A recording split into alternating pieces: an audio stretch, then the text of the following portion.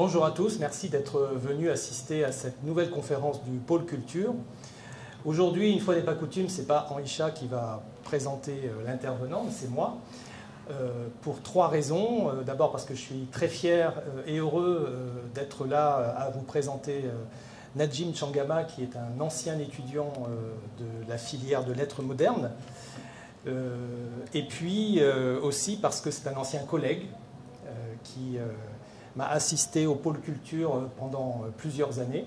Et enfin parce que c'est un nouvel artiste. Et donc pour ces trois raisons-là, je vais vous présenter brièvement, parce que l'intérêt c'est que ce soit lui qui parle et pas moi, cet intervenant.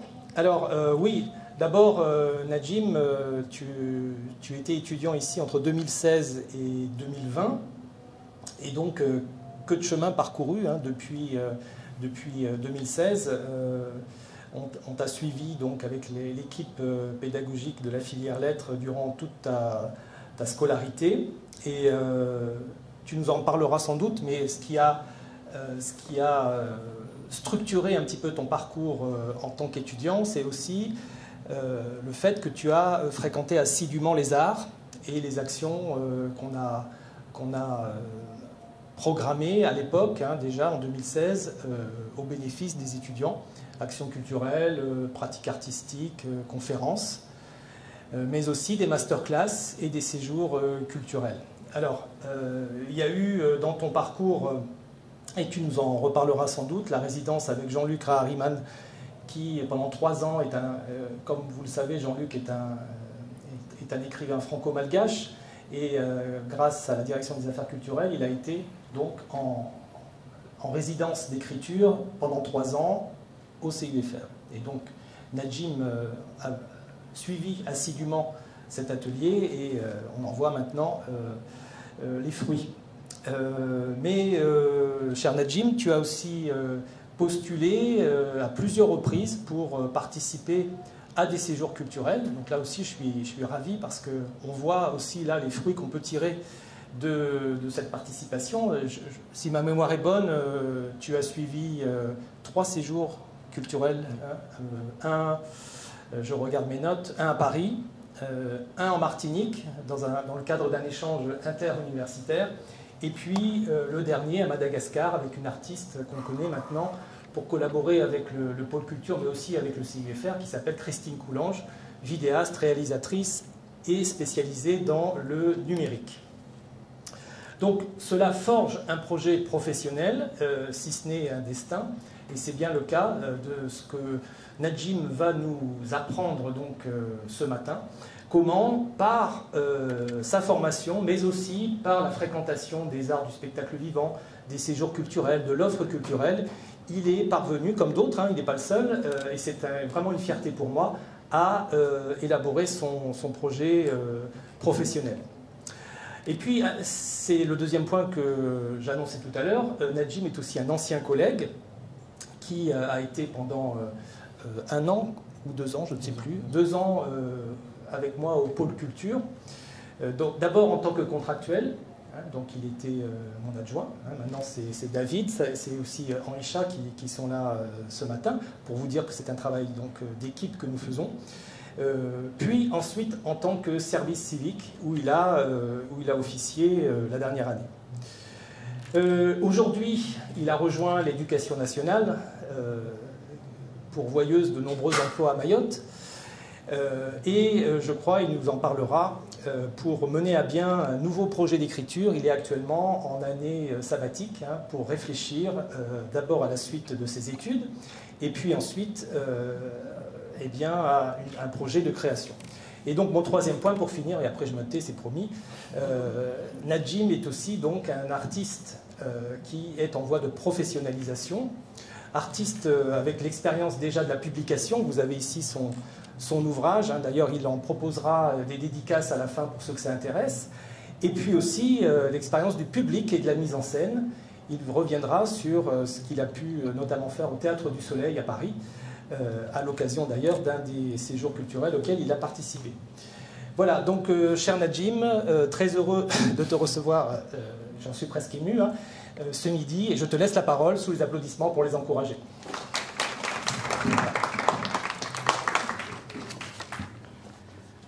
Alors bonjour à toutes et à tous.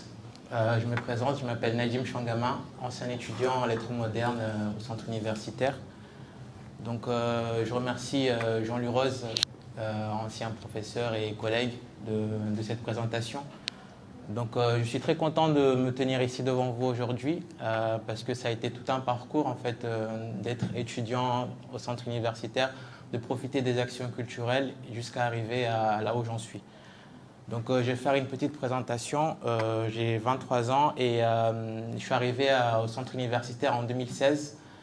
Donc à la première année, ça se passait plutôt pas bien parce que je venais d'arriver, le temps de m'intégrer, et puis c'est différent du lycée, le contenu des cours, la filière aussi, le temps de m'adapter. Et au fur et à mesure, je me suis retrouvé à m'intéresser en fait à tout ce qui se passait. Parce qu'en fait, quand on arrive à la fac, on a l'impression qu'il ne se passe rien, il n'y a pas grand-chose, alors qu'il y a le pôle culturel qui propose des actions, des voyages, des conférences et des masterclass. Donc parmi mes premières expériences, ça a été les ateliers. J'ai fait un premier atelier avec Dio, un chanteur mahorais. Donc avec lui, on travaillait la voix, on travaillait la musique. J'aimais beaucoup la musique à ce moment-là. Et en parallèle, on faisait des ateliers d'écriture avec l'écrivain Jean-Luc Larimana, donc qui était là pour 3 ans de résidence et en parallèle faisait des ateliers avec nous. Donc avec lui, on voyait tout ce qui était inspiration, tout ce qui était écriture. On échangeait beaucoup. Donc pendant 3 ans, on échangeait avec lui par mail, mais aussi pendant les ateliers, on sortait pas mal, on se rendait, soit on écrivait au CUFR, soit on écrivait à l'extérieur, donc des fois dans des lieux historiques comme la Pointe Mahabou, on allait vraiment chercher l'inspiration à la source, voir des techniques d'écriture. Donc après cette rencontre-là, j'ai participé du coup à une des éditions de Voyage culturel à Paris et nous sommes retrouvés lors de ce voyage-là, un voyage d'immersion.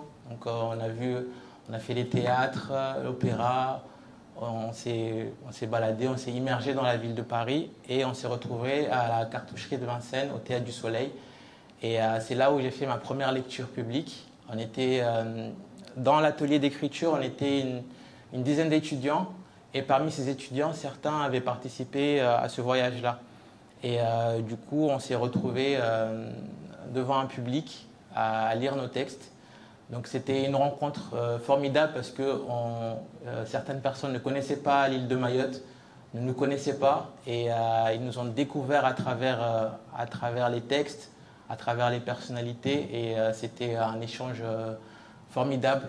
Il y avait des rires, il y avait aussi des pleurs, parce que les histoires racontées par les étudiants étaient aussi fortes d'émotion.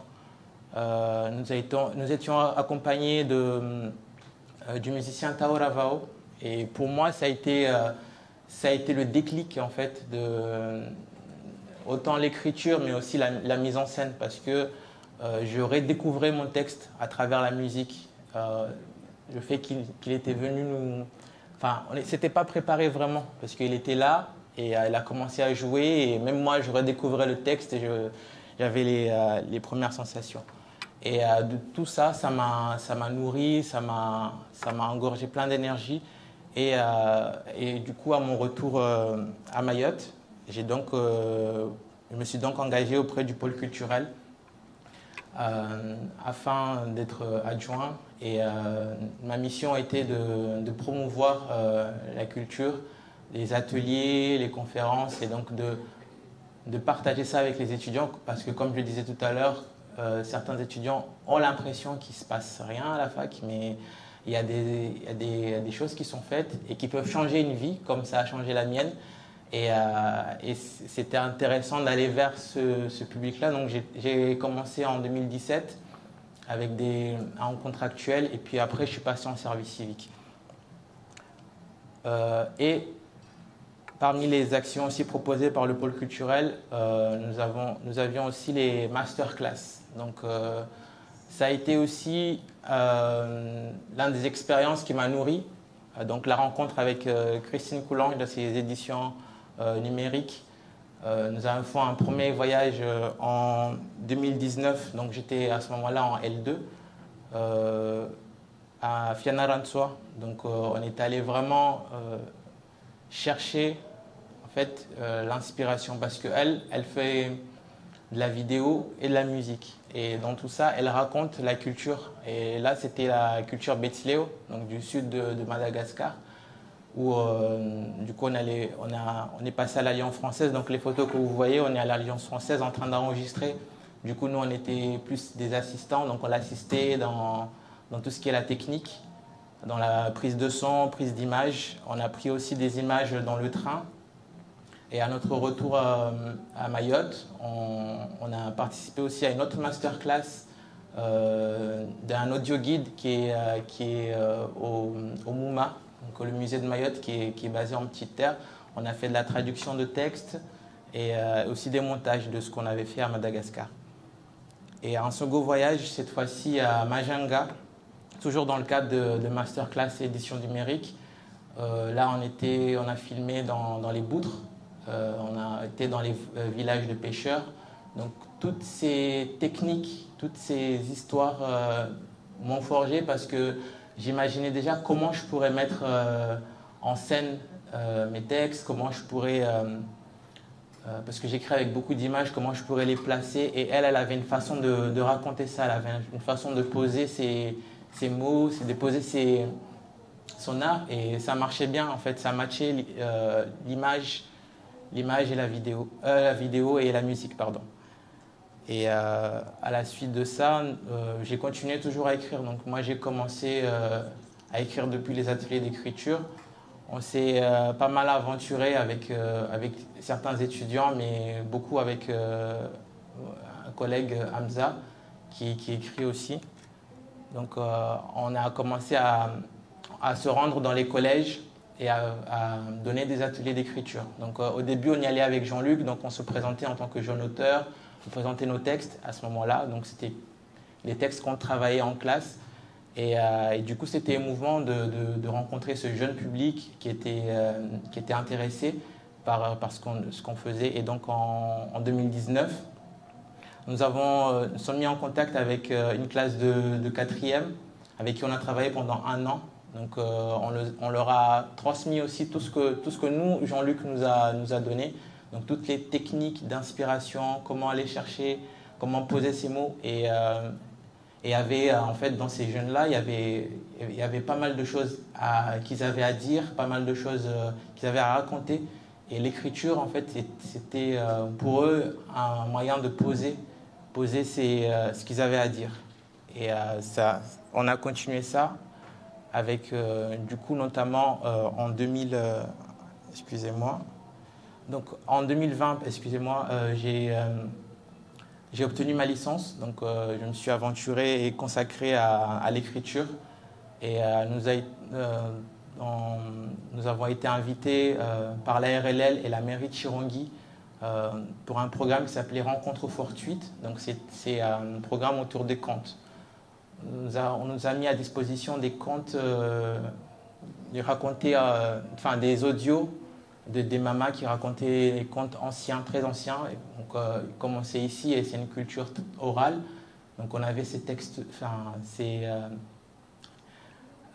ces contes qu'on nous a mis à disposition et on se les a appropriés. On a travaillé avec Ouzania et Fatouma de la médiathèque de Chirongi. Et on a mis en place un mini-spectacle qu'on a présenté devant un public. Et c'était vraiment formidable de voir à quel point c'était court, mais à quel point c'était enrichissant. Parce qu'on a fait un travail de groupe avec Hamza et Batoul et avec les médiathèques. Et on voyait que ce qu'on avait acquis pendant ces années-là a pu se concrétiser et être valorisé. Durant cette rencontre fortuite, nous avons aussi donné des ateliers d'écriture à des jeunes de l'association Website, avec qui on a travaillé pendant 1 semaine. Donc pareil, comme les jeunes de Ouangani, on leur a donné des techniques, on est allé dans pas mal de lieux historiques de Timkoura, dans les environs de Chirangui. On a aussi écrit à la plage. Donc tous ces lieux-là, en fait, qui parlent de Mayotte. Donc c'était aussi comment eux, leur version de Mayotte, comment eux, jeunes de Mayotte, pouvaient raconter leur île, pouvaient s'immerger dans l'écriture. Ensuite, en octobre 2021, il y a eu la publication du coup de Amer, mon premier recueil de poésie. Il faut savoir que ça a été avant publié dans la revue Les Muries. Donc c'est une revue de l'océan Indien qui relie de l'Inde jusqu'à Madagascar. Donc des extraits. Parce que quand j'ai fini mon manuscrit, avec Jean-Luc, on s'est mis à la recherche d'un éditeur. Du coup, il y a eu d'abord l'édition avec Les Muries. Et à la suite de ça, j'ai eu beaucoup de chance. Jean-Luc est devenu mon éditeur avec Nassif Djeilani. Et donc, on a publié Amer. Amer, c'est une histoire d'amour entre un enfant et une mère. C'est l'histoire de tout un chacun, en fait, d'une jeunesse en proie au questionnement adulte. Comment on devient adulte, comment on se forme une identité quand on est issu d'une culture musulmane, quand on est issu de cette culture africaine où la famille a une présence très importante et le poids, en fait, certaines fois que ça peut laisser à un jeune. Donc c'est ce parcours-là et ça a été aussi une histoire assez personnelle parce que quand j'ai commencé à écrire, j'avais des choses à extérioriser, à poser, et c'est à travers l'écriture que j'ai pu peser mes mots et développer en fait cette plume-là à travers aussi tout ce que j'ai fait, les masterclass, les ateliers, ça m'a beaucoup nourri aussi.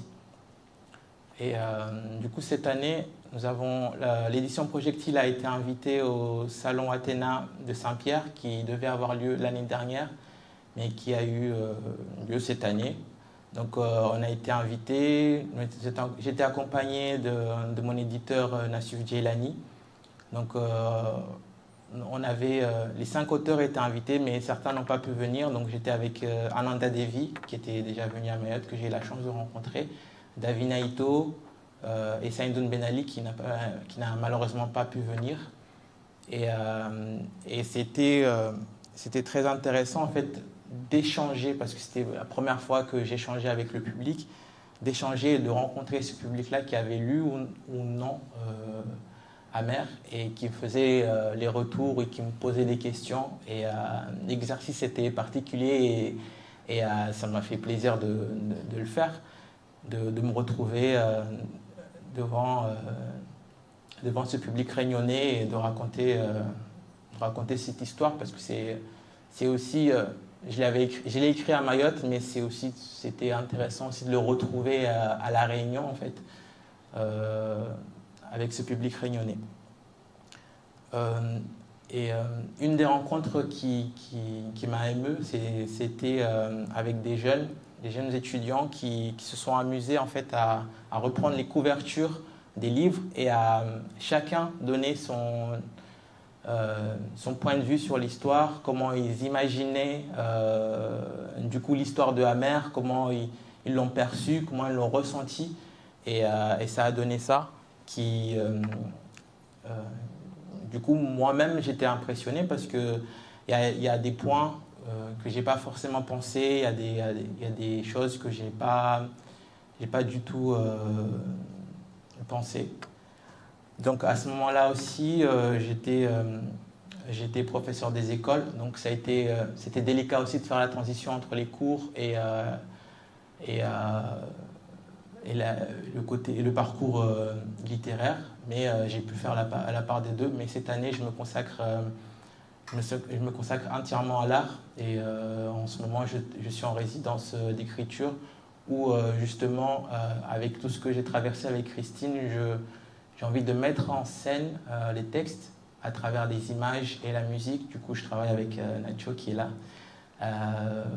On est en résidence depuis 1 an où on cherche en fait comment rendre immersif la lecture, comment poser ce texte-là à travers la musique, une musique qui est électronique mais avec des sonorités d'ici, comment poser avec les images et des personnages issus de l'archipel des Comores. Donc c'est un peu mon petit parcours que je vous ai présenté rapidement. Je suis très heureux d'être venu ici aujourd'hui. Donc je vous laisse la parole si vous avez des questions.